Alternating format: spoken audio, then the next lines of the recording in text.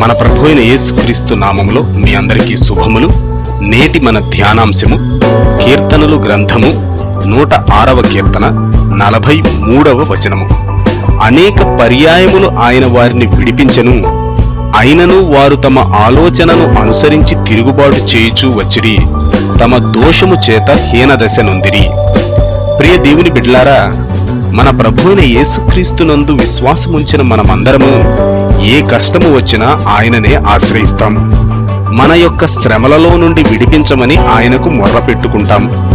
అటువంటి సమయాలలో మన ప్రభువు మన ఎడల కృప చూపి మనలను విడిపిస్తాడు.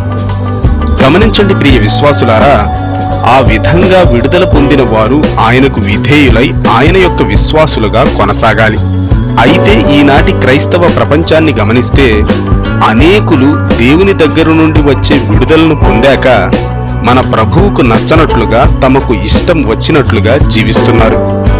ఆలోచించండి ప్రియ విశ్వాసులారా, ఆ విధంగా మేలు అనుభవించాక మన ప్రభువుని మరచి తమ ఆలోచనలను అనుసరించి తిరుగుబాటు చేసేవారు వారు చేసుకున్న దోషముల వలన హీనదశకు దిగజారతారు.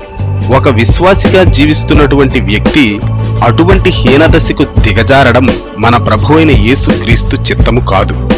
అవసరం ఉన్నప్పుడు ప్రభువు దగ్గరకు రావడం, అవసరం తీరాక ప్రభువుని మరచిపోయేటువంటి స్వభావము ఈనాడు క్రైస్తవులనబడుతున్న వారిలో అనేక మందిలో కనబడుతుంది.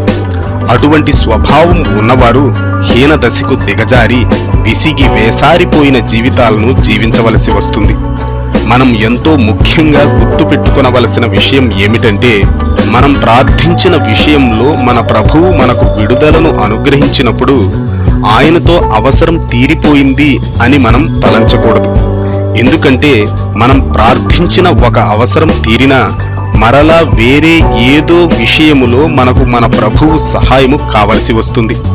ఒక విశ్వాసికి ఏ రోజు కూడా మన ప్రభువైన యేసుక్రీస్తు సహాయం అవసరం లేని పరిస్థితి ఉండదు.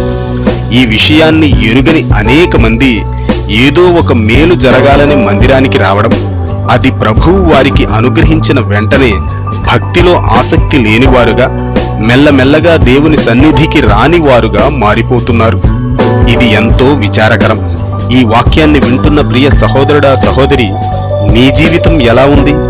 ఏదో మేలు జరగాలని, ఆ మేలు పొందుకోవడం కోసం మాత్రమే మన ప్రభువైన యేసుక్రీస్తు సన్నిధికి వస్తున్నావా? ఒక్కసారి ఆత్మ పరిశీలన చేసుకో.